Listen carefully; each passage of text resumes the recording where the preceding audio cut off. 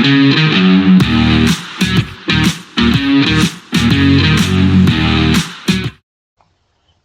welcome back to the SuperCoach Enough channel. In this video we're going to preview round 24 of the 2024 NRL SuperCoach season. So as we like to do before we go through our individual moves, we'll go through what the creator's thinking, the most popular trade-ins, trade-outs and captaincy options.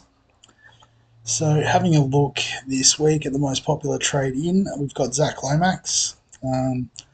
So 3,500 trade-in, so clearly a dip in the number of trades that people are using as we all fast run out. But nice matchup against the Gold Coast this week, an elite level option capable of tries, kicks goals, which is always nice and at a fair price. So if you're looking for a centre wing this week, I think he is your man. Angus Crichton at number 2, so I guess off the bye, the Roosters players are pretty popular. And makes sense, particularly someone like Crichton who's averaging 76. You could wait a week if you're short on cash, but if you want him for the Para matchup, you've got to get him in this week, obviously. So, keeper at the position, don't overthink it, bring him in. Three of the next 4 are fullbacks, so we might group them together. Kalen Ponga, Tom Trbojevic, James Tedesco. So I guess people just bringing in their preferred option based on who they've already got. As you can see, the ownership, Tedesco and Tommy Turbo both at about 25-30, and Ponga a bit more of a pod at 14. But obviously you've still got the likes of Drinkwater floating around. Dylan Edwards, a few people are holding. Hopefully he gets up this week. So with all of them, again, they're all keepers. It's really just taking a punt on who you think will do the job this week. Personally, if I had to pick one, I'd go Tedesco, then probably Tom Trbojevic at home, and then Ponga, a difficult matchup against the Sharks. Joey Mano at number 5, so for his price, that's pretty good value given what we know he can produce, but it is a bit hit and miss as well. So I think for the extra 100k, Lomax offers a bit more of a solid floor and a similar sort of ceiling. Fletcher Myers, the winger, and I think he kicks goals too from memory. I caught a bit of the game the other night. At bottom dollar, goal kicker, playing the Tigers as well. So if you are looking to downgrade your centre wing this week and just want a bit of insurance, I do like that pick.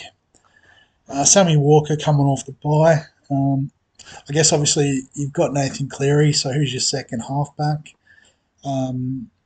If you like Sam Walker, you could bring him in. He's not a must trade in, but definitely a viable option. Joe Tarpany, still popular trade in, 87 last week, so why not? Max Plath is an interesting trade in option. I don't think you're going to get his 114 again.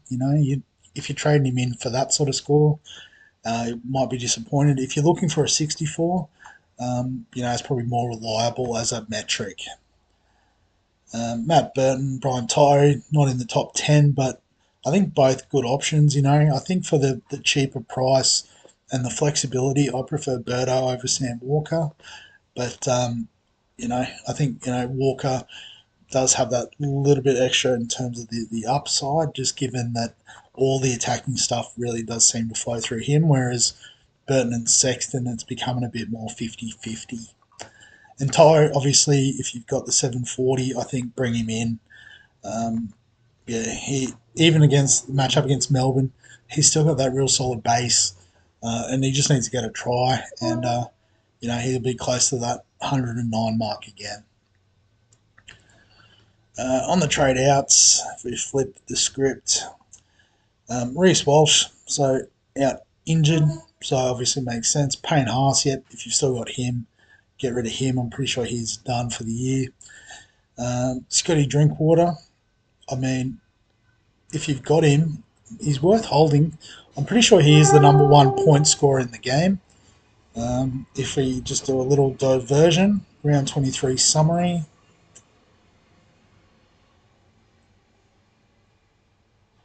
Yep, so you can see number one, 1,610 points. So, obviously on average it's not the highest, but part of the game is being on field and not injured, and he's managed to avoid that. So, I guess the only knock on Drinkwater is they do have the bye next week. So, I mean, the matchup against the Raiders isn't the worst. I don't want break evens. Little break in transmission. Where's the. Oh, I'm looking in the wrong place. All coaches.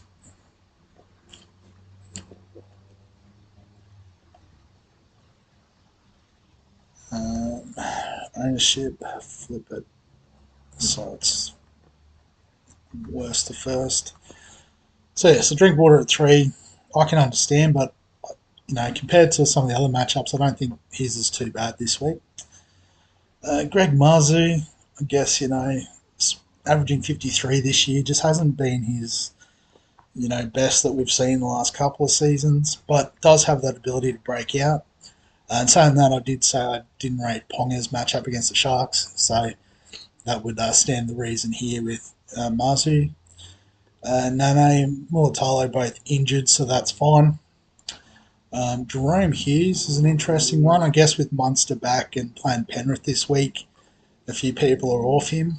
So if you've got the trades, you could trade, but I think he's worth a hold. Not sure what his fixtures look like after this week. If we have a quick look, we can just go these ones. Dolphins, Cowboys, the next two. So Dolphins at home is alright. Cowboys away isn't the worst. So yeah, I could see holding Hughes. Bo Fermor is out injured, so okay, you can trade him out. McLean is an interesting one. I guess a lot of people maybe cashing him out down to Myers. I mean, if that's how you generate 170k, then that's fine. Jaden Campbell, I was skipped. Big break even, but I guess we've seen what he is capable of, and the Titans are still in the fight for the top 8, so wouldn't put it past him to maybe not get 142, but go close to it this week. And perhaps, I guess if you've got the money to upgrade to a gun like a Tedesco, Trbojevic, you could do it, but, not the worst shout. Paddy Carrigan on the bye, I'd try and hold if you could, just given his, good coverage, particularly with Haas out. But if you're desperate for numbers this week and, he's the one that's got enough money to get up to Crichton or something, fair enough. So if we change to the top 10%, have a look at the captaincy this week. Yeah, there we go. So most popular option, Tom Trbojevic playing the later game. I think this is down to a lot of people VCing Cleary in the first game. So just basically getting 2 bites at the cherry. As you can see, that's pretty much how I've set up already. Tedesco as well, obviously if you've got him in, he is a viable captaincy option. So really, I guess that's the structure, is Cleary VC, and then your choice of fullback as captain. You can see Kalen Pong is number 4. So again, if you've got him as your fullback, it stands to reason that you back him in as captain. Lomax and Holmes, obviously goal kicking centre wings are always a chance. I do like Lomax's fixture, so you'd have to be pretty brave, I think, but 1.9% are brave enough, and they're in the top 10%, so they know more than me. Actually, I think I'm just snuck in the top 10%. Fafita, Sam Walker, so a lot of the usual suspects here as these pod options. I don't think there's too many wild VC options either. Like Ruben Garrick, I suppose, if you've got him and planning to go late on a captain. Harry Grant and Munster obviously in the first game as well. But it looks like the smart money is VC and Cleary into your choice of fullback. So I guess looking at my team this week, again we are focused on head to head, so I should actually go to the game day tab. So I've only got Keggers this week, but as I've advertised previously, more interested in the Cash League. So just having a look at my opponent, it's got Cleary, Luai and Hughes I'm not too scared of. I've got McLean, but don't think I'll play him anyway. Pappenhausen, I've got Teddy and Turbo, so I'm not worried about him. Joe Tarpany, I went with Barnett, so he's got Barnett as well. So I don't know where our difference is, maybe on the bench. Damien Cook's one I am a little bit afraid of against the Tigers. Cam McInnes, yeah, Khan Pereira. So I guess, projected to do pretty well this week, but I haven't looked. So he does have Tedesco on the bench, and Katoa could potentially come in for perhaps like a Sam Hughes and what was the other position? Second row. So who's he got second row? For Feeder, Bell and McInnes. So they could just add him on the bench for, like a Timoko and Hughes sort of deal. So I guess the one I'm concerned with is Damien Cook. So might have to have a sneaky look if we can upgrade Marnie to Cook. And I think the answer is no, because I haven't got any budget. It's not worth doing 2 trades unless I trade down McLean to